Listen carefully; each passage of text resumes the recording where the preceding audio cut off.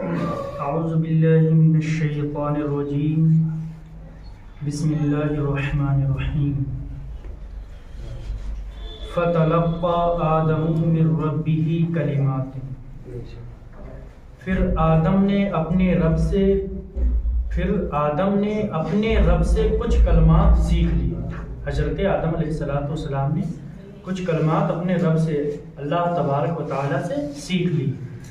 حضرت آدم علیہ السلام نے اپنی دعا میں یہ کلمات عرض کی، یعنی کہ جب حضرت آدم علیہ السلام کو جنت سے زمین پر اتار دیا گیا، پھر حضرت آدم علیہ السلام نے اپنی دعا میں یہ کلمات عرض کی، ربنا ظلمنا انفسنا وان لم تغفر لنا وترحمنا لنکونن من الخاسرین۔ اے ہمارے رب، ہم نے اپنی جانوں پر زیادتی کی اور اگر تو نے ہماری مغفرت نہ فرمائی اور ہم پر رحم نہ فرمایا تو ضرور ہم نقصان والوں میں سے ہو جائیں گے۔ اور اس کے ساتھ یہ روایت بھی ہے کہ حضرت عمر فاروق اعظم رضی اللہ تعالی عنہ سے مروی ہے کہ نبی اکرم صلی اللہ تعالی علیہ وسلم نے ارشاد فرمایا، جب حضرت آدم علیہ السلام سے خطائے اجتہادی ہوئی تو عرصے دراز تک، یعنی کہ کافی دنوں تک حیران و پریشان رہنے کے بعد انہوں نے بارگاہ الہی میں عرض کی، اے میرے رب اللہ عز و جل، مجھے محمد الرسول اللہ صلی اللہ تعالی علیہ وسلم کے صدقے میں معاف فرما۔ کس کے صدقے میں؟ محمد الرسول اللہ صلی اللہ علیہ وسلم کے صدقے میں معاف فرما دے۔ اللہ تعالیٰ نے فرمایا، اے آدم، تم نے محمد صلی اللہ تعالی علیہ وسلم کو کیسے پہچانا؟ تم نے محمد صلی اللہ تعالی علیہ وسلم کو کیسے پہچانا؟ حالانکہ ابھی تو میں نے اسے پیدا بھی نہیں کیا۔ حضرت آدم علیہ السلام نے عرض کی، اے اللہ عز و جل، جب تو نے مجھے پیدا کر کے میرے اندر روح ڈالی اور میں نے اپنے سر کو اٹھایا تو میں نے عرش کے پایوں پر لا الہ الا اللہ محمد الرسول اللہ صلی اللہ تعالی علیہ وسلم لکھا ہوا دیکھا، تو میں نے جان لیا کہ تو نے اپنے نام کے ساتھ اس کا نام ملایا ہے جو تجھے تمام مخلوق میں سب سے زیادہ محبوب۔ اللہ تعالیٰ نے فرمایا، اے آدم، تو نے سچ کہا، بے شک وہ تمام مخلوق میں میری بارگاہ میں سب سے زیادہ محبوب ہے، سب سے زیادہ پسندیدہ ہے۔ تم اس کے وسیلے سے مجھ سے دعا کرو، میں تمہیں معاف کر دوں گا، اور اگر محمد صلی اللہ تعالی علیہ وسلم نہ ہوتے تو میں تمہیں پیدا بھی نہ کرتا۔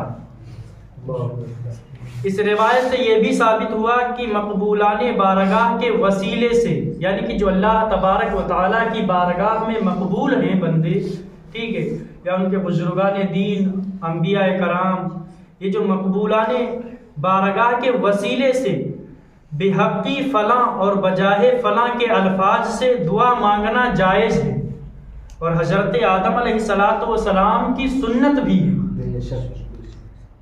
یا یاد رہے کہ اللہ تعالیٰ پر کسی کا حق واجب نہیں ہوتا ہے، لیکن وہ اپنے مقبولوں کو اپنے فضل و کرم سے حق دیتا ہے۔ اللہ تبارک و تعالیٰ اپنے فضل و کرم سے اپنے مقبولوں کو، جنہیں زیادہ اللہ تبارک و تعالیٰ پسند فرماتا ہے، انہیں حق دیتا ہے، اور اسی فضل و کرم والے حق کے وسیلے سے دعا کی جاتی ہے۔ اس طرح کا حق صحیح حدیث سے ثابت ہے، جیسے بخاری شریف میں ہے، من آمن باللہ و برسولہ و اقام الصلاۃ و صام رمضان کان حقا علی اللہ ان یدخلہ الجنہ۔ جو اللہ اور اس کے رسول پر ایمان رکھے اور نماز قائم کرے اور رمضان شریف کے روزے رکھے تو اللہ عز و جل پر حق ہے کہ اسے جنت میں داخل کر دے۔ آیت میں توبہ کا لفظ ہے، یہ لفظ توبہ جب اللہ تعالیٰ کے لیے آئے تو اس کا معنی اللہ تعالیٰ کا اپنی رحمت کے ساتھ ہے، اپنی رحمت کے ساتھ بندے پر رجوع کرنا ہے۔ یا بندے کی توبہ قبول کرنا ہے. اور یہ لفظ جب بندے کے لیے آئے تو دوسرے مفہوم میں ہے. توبہ کا اصل مفہوم اللہ تبارک و تعالی کی طرف رجوع کرنا ہے. امام نووی رحمۃ اللہ علیہ کے کلام کا خلاصہ ہے کہ توبہ کی 3 شرائط ہیں. گناہ سے رک جانا، گناہ سے رک جانا، گناہ پر شرمندہ ہو جانا، گناہ کو چھوڑ دینے کا پختہ ارادہ کرنا. اگر گناہ کی تلافی اور تدارک ہو سکتا ہو تو وہ بھی ضروری ہے. جیسے اگر کسی نے نمازیں چھوڑی ہوں تو اس کی توبہ کے لیے پچھلی نمازوں کی قضا پڑھنا ضروری ہے. یوں ہی کسی نے دوسرے کا مال چوری یا غصب کر لیا ہو، یعنی کہ چھین لیا ہو، چوری کر لیا ہو، یا رشوت کے طور پر کسی سے لیا ہو، توبہ کے لیے مال واپس کرنا بھی ضروری ہے. یعنی کہ جب وہ توبہ کرے کہ میں نے فلاں سے رشوت لی تھی تو جو رشوت کا مال لیا تھا اس کا وہ مال واپس کرنا بھی ضروری ہے. قُلْ اهْبِطُوا مِنْهَا جَمِيعًا فَإِمَّا يَأْتِيَنَّكُم مِّنِّي هُدًى فَمَن تَبِعَ هُدَايَ فَلَا خَوْفٌ عَلَيْهِمْ وَلَا هُمْ يَحْزَنُونَ وَالَّذِينَ كَفَرُوا وَكَذَّبُوا بِآيَاتِنَا أُولَئِكَ أَصْحَابُ النَّارِ هُمْ فِيهَا خَالِدُونَ. ہم نے فرمایا تم سب جنت سے اتر جاؤ، تم سب جنت سے اتر جاؤ. پھر اگر تمہارے پاس میری طرف سے کوئی ہدایت آئے تو جو میری ہدایت کی پیروی کریں گے انہیں کوئی خوف نہ ہوگا اور وہ نہ غمگین ہوں گے. اور وہ جو کفر کریں گے اور میری آیتوں کو جھٹلائیں گے، میری آیتوں کو جھٹلائیں گے، وہ دوزخ والے ہوں گے اور وہ ہمیشہ اسی میں رہیں گے. آپ بھی نہیں کریں گے. ہاں، فمن تبع ہدایا، جو میری ہدایت کی پیروی کرے. ہدایت الہیہ کے پیروکاروں کے لیے بشارت ہے، یعنی کہ اللہ تبارک و تعالیٰ کی ہدایت کے پیروکاروں کے لیے یہ بشارت ہے کہ انہیں نہ تو قیامت کی بڑی گھبراہٹ کا خوف ہوگا اور نہ وہ غمگین ہوں گے، بلکہ بے غم جنت میں داخل ہوں گے. یہاں جمع کے صیغے کے ساتھ سب کو اترنے کا فرمایا، یعنی کہ سب لوگ اتر جائیں، یہ فرمایا ہے نا.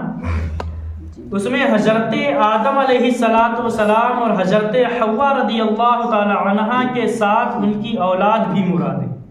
یعنی کہ یہ جو جمع کا صیغہ استعمال کیا گیا ہے کہ سب لوگ جنت سے اتر جائیں، تو اس میں حضرت آدم علیہ السلام اور حضرت حوا رضی اللہ تعالی عنہا کے ساتھ ان کی اولاد بھی مراد ہیں جو ابھی حضرت آدم علیہ السلام کی پشت میں تھی. یعنی کہ جب اس وقت حضرت آدم علیہ السلام کی پشت میں وہ اولادیں تھیں.